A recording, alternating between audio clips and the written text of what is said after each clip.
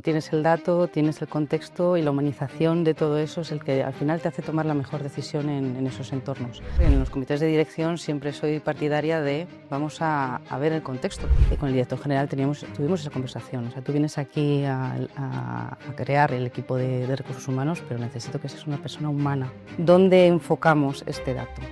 ¿Qué es lo que nos cuentan las personas? ¿Cómo lo podemos incluir en la toma de decisiones? Pues parar un segundo y mirar. Jugando en serio. Tienes toda la información delante y aún así no lo ves claro. Los números cuadran, los informes lo avalan y aún así algo no te termina de encajar. El problema no es que falten datos, es que la toma de decisiones sobre personas nunca ha sido una decisión matemática. Nunca hemos tenido tantos datos delante. Podemos medir los índices de desempeño, el compromiso, la productividad. Y sin embargo, las decisiones clave de las organizaciones muchas veces se están tomando lentas y quizás de una manera más reactiva. A veces, tener tantos datos solo sirve para una cosa, que las personas que tienen que tomar las decisiones se escondan detrás de ellos y no asuman la responsabilidad de tener que decidir. Hoy no venimos a hablar de los datos como una moda, sino realmente de por qué los datos no siempre ayudan a tomar decisiones y de cómo recuperar el criterio propio siempre y cuando respalde los datos. Para este pulso necesitamos a alguien que haya tomado decisiones de verdad, decisiones de impacto.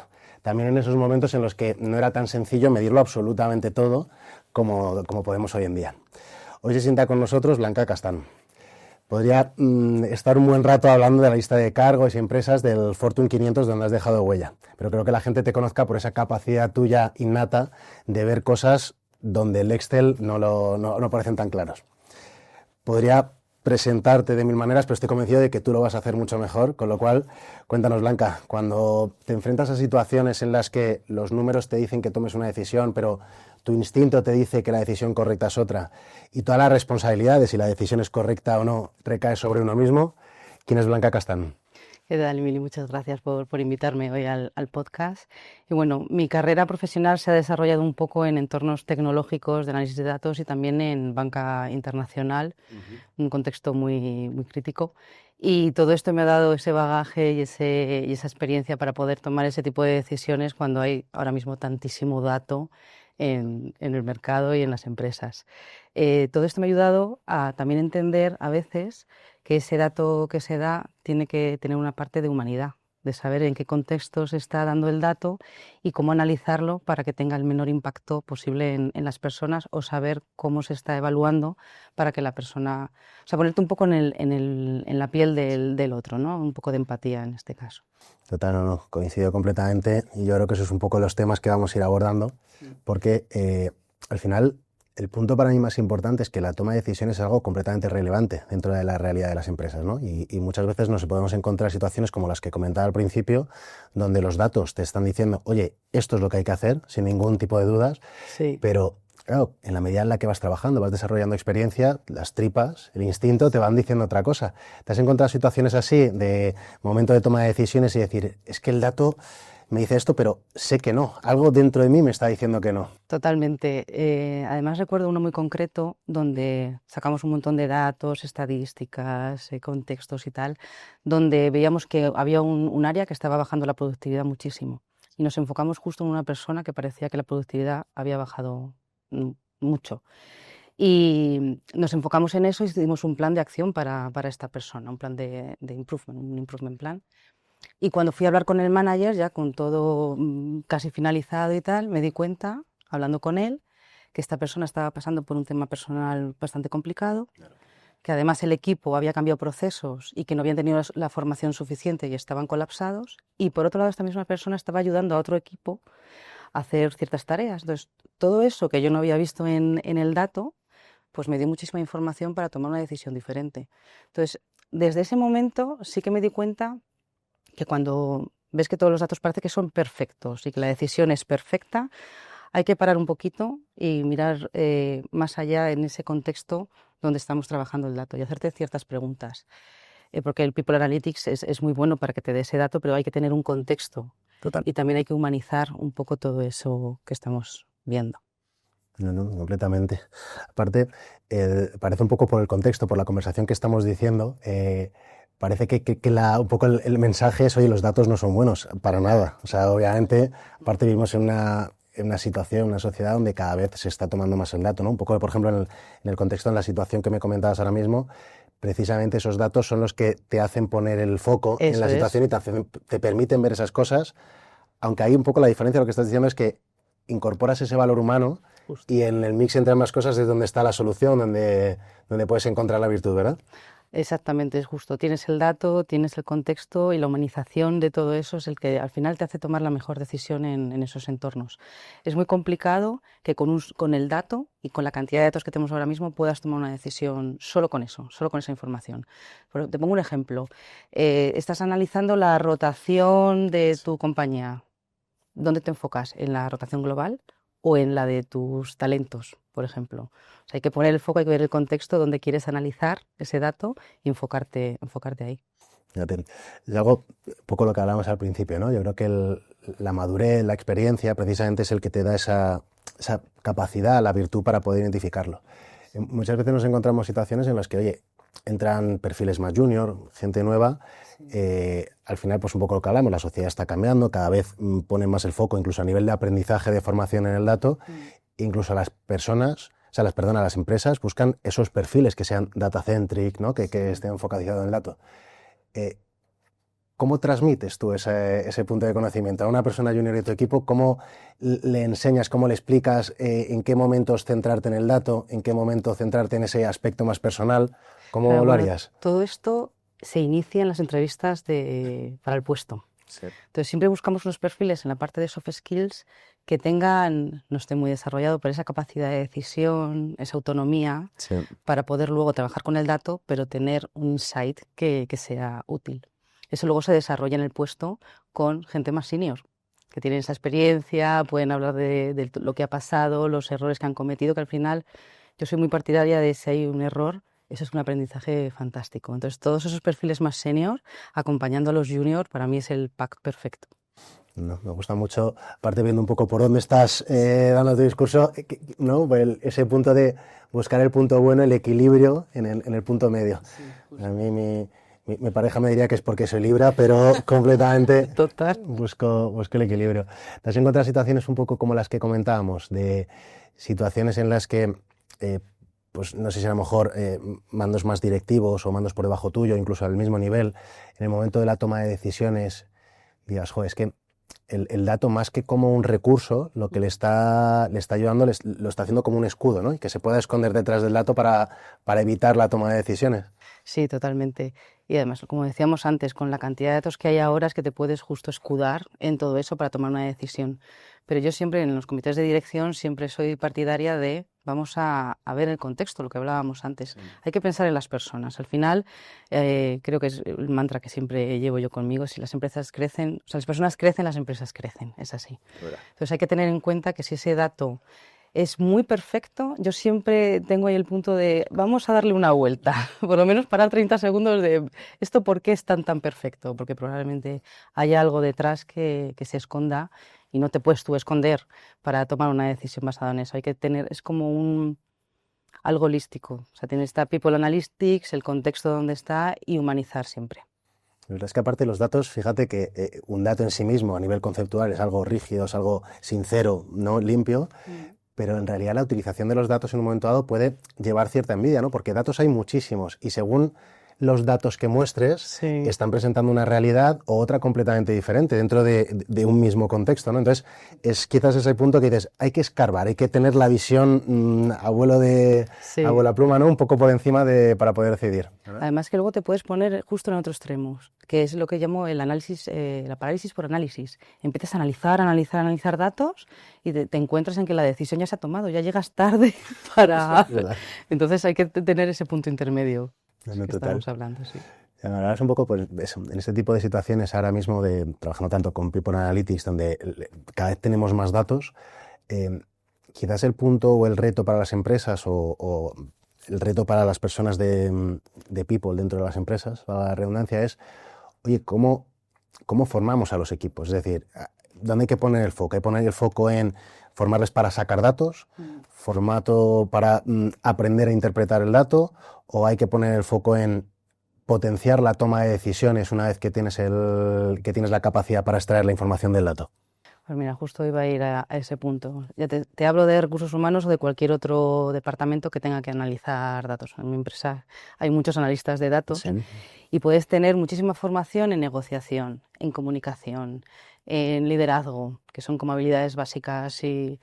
Pero es que la toma de decisiones para mí me parece, o sea, tiene que estar como al mismo nivel que el resto de formación que cubren ese tipo de posiciones, que si no, por mucho dato que tengas, si al final no tienes esa capacidad de tomar decisiones, es súper complicado. Bueno, y aparte, la toma de decisiones precisamente yo creo que es uno de los aspectos que tiene más impacto dentro de las organizaciones. Claro, vosotros ahí os encontráis un reto importante y es, oye, quiero educar, quiero formar a mis equipos para que tomen decisiones, para que tengan ese punto de autonomía.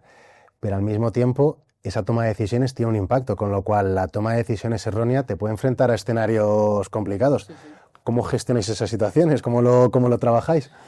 A ver, te he comentado antes, el poder equivocarte y tener esa libertad de hacerlo para mí es fundamental. Siempre hay que tener unos límites claros, donde está la cultura de empresa, nuestros comportamientos, en behaviors que tenemos en Circana, pero teniendo eso de base y sabiendo cuáles son los límites, yo creo que, vamos, se deja tener esa libertad y esa consciencia de voy a hacer esto, sabiendo que tiene impacto en las personas. Entonces, con esa base, yo creo que todo el mundo cuando toma decisiones, por lo menos en Circana, es consciente de que puede tomar una buena decisión. Y si se equivoca, no va a haber ningún problema. Se aprende y se vuelve a tomar la decisión. Eso es bueno, la verdad, el poder aprender de los errores. Sí. Nosotros ya esto, porque es un poco nuestro libro, es verdad que hemos desarrollado una solución que precisamente permite el poder practicar, el poder equivocarte e intentar aliviar un poco ese impacto, ¿no? Qué bueno, sí. Con simulaciones que tenemos con inteligencia artificial.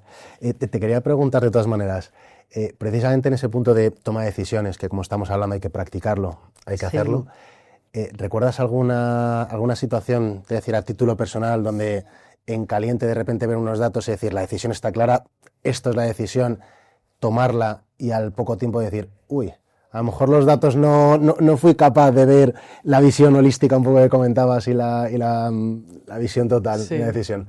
Pues un poco va en esa línea. Si yo me he equivocado, como todos, nos equivocamos y hemos aprendido de los errores. Y quizás uno de esos casos fue que es que el dato estaba clarísimo, un poco también relacionado con lo que comentaba antes, ¿no? Un dato clarísimo de un equipo que había baja productividad, o por ejemplo que estaba súper claro que la rotación que teníamos, todas las bajas voluntarias se debían a una circunstancia en concreto, y estaba tan claro el dato que era eso, y se tomaron acciones para poder, y la rotación no bajaba. Entonces, ¿qué está pasando aquí? Claro, claro, necesita pasar tiempo para ver que esas acciones que estás aplicando no están surgiendo efecto. Entonces, al final nos dimos cuenta de que, claro, que las causas eran otras. Cuando dimos un paso atrás y empezamos a enfocarnos un poco en escuchar a los managers, a los equipos, al final la escucha activa es básico en todo esto. Bien. Es complicado, aquí se pueden dar diferentes situaciones, depende un poco quién tenga que tomar la decisión, ¿no? O sea, yo, por ejemplo, te estoy escuchando y me gusta mucho lo que comentas de, oye, los datos son fríos, te dan cierta información, pero hay que dar un pasito para atrás, hay que ver la visión general para la toma de decisiones. En este caso son situaciones en las que tú tienes esa capacidad de decisión, pero no sé si recuerdas alguna situación que te hayas enfrentado donde te llega alguien, otro manager, queriendo tomar una decisión basada en datos y seas tú la que tenga esa perspectiva más emocional, más humano.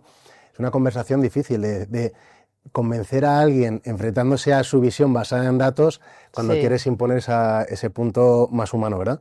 Totalmente, porque no todos trabajamos esta humanidad o tenemos esa predisposición para trabajar así con las personas. Hay managers o empleados que son como muy, sobre todo los perfiles muy técnicos, son como muy, se hace esto, el dato es este. Y es verdad que cuando ya pasas esa capa de nivel de lo que es un empleado a un líder, nosotros sí que nos enfocamos en poder en enseñarles que esa parte de humanidad es súper importante para gestionar los equipos. Sí. Entonces, bueno, cuando me contrataron a mí en Circana, que antes era IRI, con el director general tuvimos esa conversación. O sea, tú vienes aquí a crear el equipo de recursos humanos, pero necesito que seas una persona humana. Y es que va con mi forma de ser. Entonces, esto es lo que estamos transmitiendo a todos los equipos y a todos los líderes de aquí de Circana Spain, pero también en global. O sea, es una cosa que viene de una cultura que viene de Estados Unidos. Sí. Qué bonito, pues un poco eso, en situaciones o en una coyuntura como la que vivimos ahora mismo, sí, que todo parece que va hacia la tecnología desde una perspectiva como más fría, es decir, oye, como valor fundamental, cultural, vamos a mantener ese punto de humanidad. Es que no es nada habitual. Total. Porque yo veo otras empresas y tal, se enfocan mucho en tareas, en procesos, pero al final es que tienes que trabajar con personas. Si no, ¿Cómo lo estáis haciendo? Porque pues con mucho cariño. Te diré, yo soy una persona súper cercana, entonces tengo la puerta siempre abierta para que cualquier persona de la empresa me pueda contactar y si tiene algún problema se soluciona. Damos muchísima libertad, flexibilidad. Es un trabajo híbrido, puedes trabajar desde casa. Si te pones malo por lo que sea y no puedes ir a la oficina, pues no hay problema, te puedes quedar en casa o tus hijos.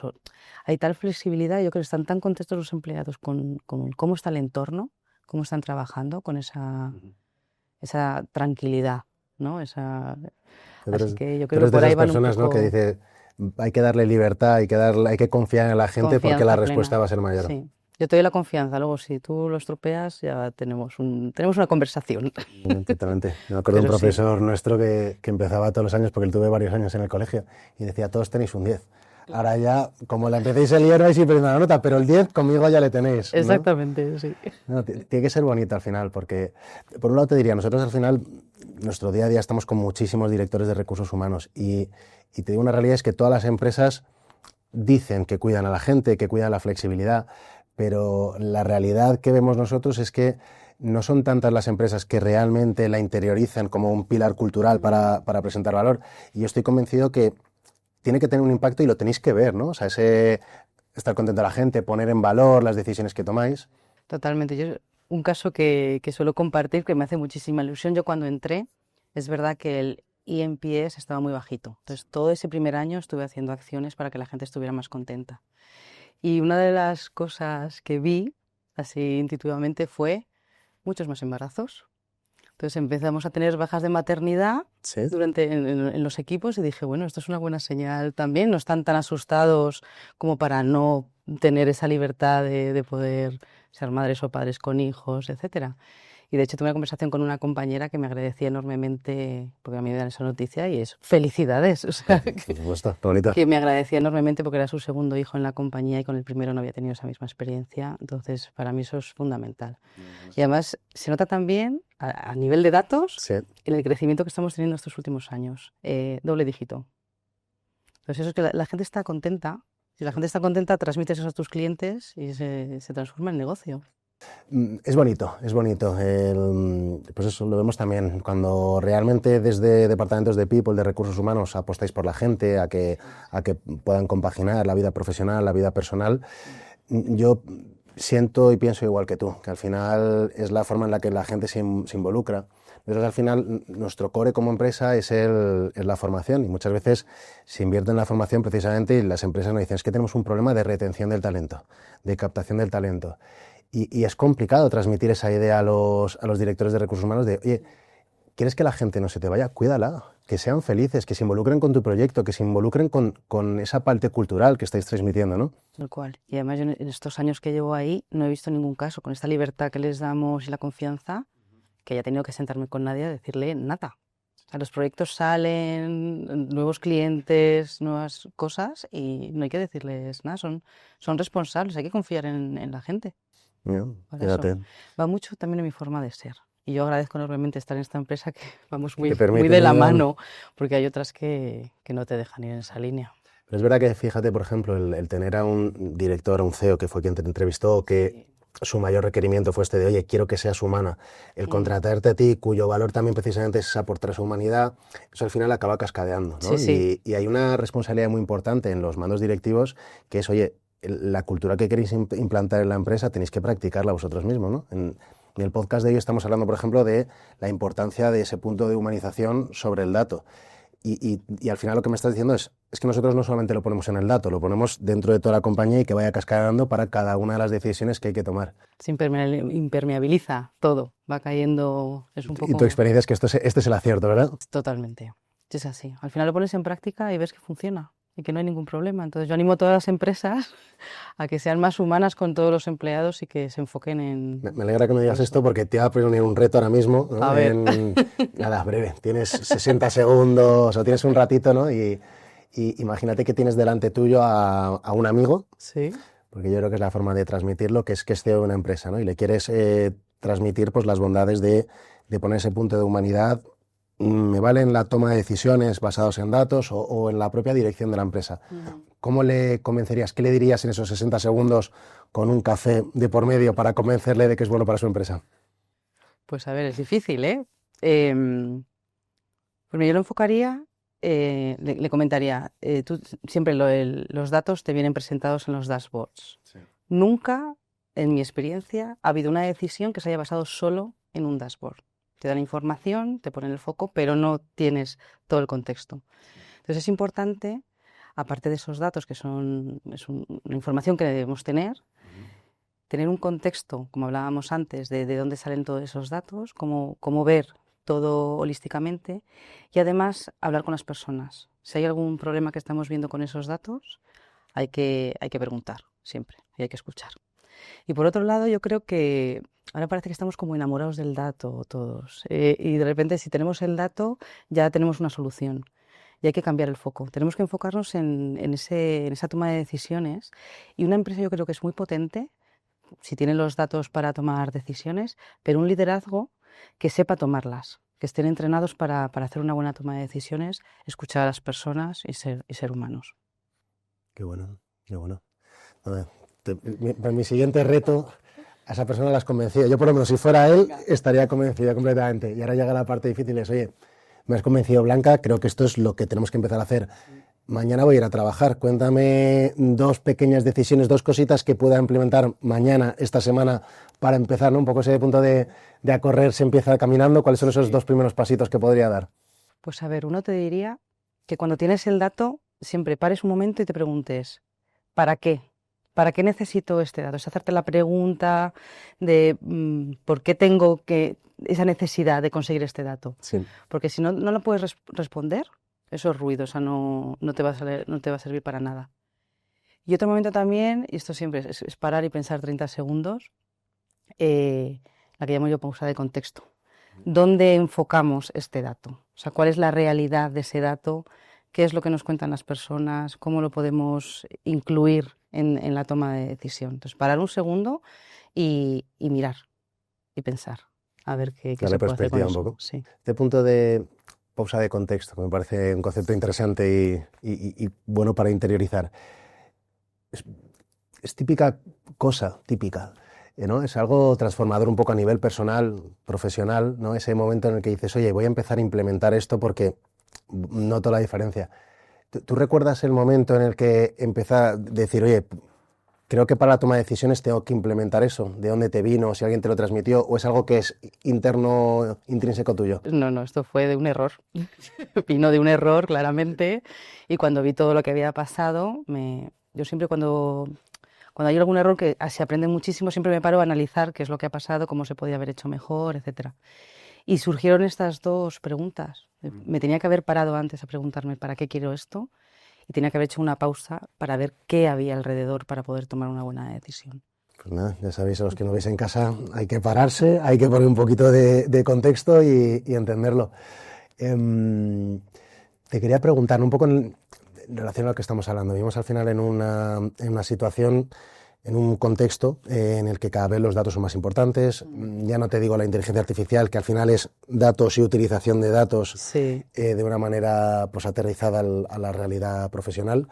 En un contexto así, la formación en soft skills cada vez es más importante, ¿no? Que es lo que hemos hablado. Desde tu experiencia, o te diría, pensando un poco en tus equipos, ¿cuál sería ese soft skills? ¿Cuál sería esa habilidad donde tú pondrías más el énfasis, que tú priorizarías a nivel formativo? Decir, oye, esto es importante en la situación y con el cambio que está produciéndose en el mundo, hay que trabajar esto. Pues yo, aparte de la toma de decisiones, el poder diferenciar o tener esa curiosidad para saber qué está bien y qué no está bien. Es decir, con toda la información que nos lanzan en todas las redes sociales, etcétera, hay cosas que pueden ser mentira. Y saber tener ese criterio para poder hacerte preguntas, tener esa curiosidad de esto que me están informando, me están contando, puede ser real, informarte de diferentes maneras, contexto al final. Si es que vamos siempre al mismo sitio. No, de lo obvio a lo general. Sí. Entonces, yo creo que son estas habilidades, junto con la comunicación, que creo más importantes en soft skills para ahora mismo, sí. Me gusta porque creo que tiene una utilidad práctica, pero también una utilidad personal, ¿no? Al final vivimos en una situación lo mismo, de que al final recibimos una cantidad de impactos brutales y la IA tiene una influencia en ello brutal porque nos presenta unas realidades cuasi perfectas que es muy difícil discernir de la que es, de la que no, ¿no? Sí. Bueno, cuando te empiezas a trastear un poquito con todas estas herramientas de inteligencia artificial, empiezas a hacer preguntas y a escarbar un poco, al final acaban saliendo cosas, sí, no todo es tan perfecto como parece. Es verdad, al final tienes que... Yo creo que es un poco una idea que saco claro de lo que estamos hablando. A mí hay dos cositas que me han gustado mucho, un poco hablabas al principio de ese punto de encontrar el equilibrio, ¿no? Yo creo que para la toma de datos. ¿El dato es malo? No. ¿El dato es la única realidad? Tampoco, ¿no? Hay que encontrar ese punto medio y compaginar y meterle humanidad, ¿no? Tal cual, es el trío perfecto, es esas tres capas, el People Analytics con el dato, que es lo que el ojo no ve, el contexto para saber dónde nos estábamos moviendo y pensar en las personas. Al final siempre hay que acabar con esa guinda del pastel. No, total. Y ya si queremos poner un pasito más para llevarla a la práctica, la pausa de contexto, que me ha parecido un concepto bueno. Y aparte, te digo lo mismo, estamos hablando de la realidad basada en datos a nivel profesional, pero creo que es algo que es muy aplicable en varios contextos, ¿no? En un momento dado, corrígeme, al final te metes en esa vertiente, ¿no? En la rapidez del día a día en el trabajo, y es muy complicado el pararse un momentito y decir, voy a dar un pasito al lado para ver qué es lo que me está sucediendo. La verdad es que el día a día te come, entonces sí que es verdad que hacer esas pausas para plantearte un poco qué estás haciendo y no ir con el trum del día a día es súper importante. Hay veces que, fíjate, la cantidad de datos que tenemos no nos ayuda, sino que nos lía todavía más. Entonces es importante hacer esa parada de, bueno, vamos a ver dónde estamos poniendo el foco, vamos a centrar un poco el tiro y ver por dónde podemos tirar viendo el contexto también. Pues Blanca, me ha parecido súper interesante, la verdad. Te tengo que agradecer que hayas venido para estar con nosotros porque... no sé, me parece que más allá de lo que hemos hablado, ese punto que creo que te define y que transmites el rato que te conozco, que es ese punto de humanidad, me parece que es un mensaje precioso para todos, bonito y al mismo tiempo útil, ¿no? El intentar, en esa frialdad de la tecnología, de los datos, el intentar aportar esa perspectiva humana para marcar la diferencia, ¿no? Para darle un barniz de humanidad, de acercamiento, de pensar en las personas a la hora de interpretar los datos. Para la gente que estáis en casa, que espero que este aprendizaje os haya acompañado también, el interiorizar ese punto de pausa, de contexto, de alejarnos un poquito, de entenderlo, y estoy convencido de que va a marcar un antes y un después en vuestra realidad. Así que, Blanca, muchas gracias por acompañarnos. A ti, un placer por haberme invitado al podcast. Lo mismo. Y a los que estéis en casa, espero que os haya sido útil. Si queréis más episodios como este, donde para aprender a cómo interpretar los datos, de cómo ponerle humanidad a nuestro diario en el trabajo, podéis seguirnos en siguientes episodios. Muchas gracias. Jugando en serio.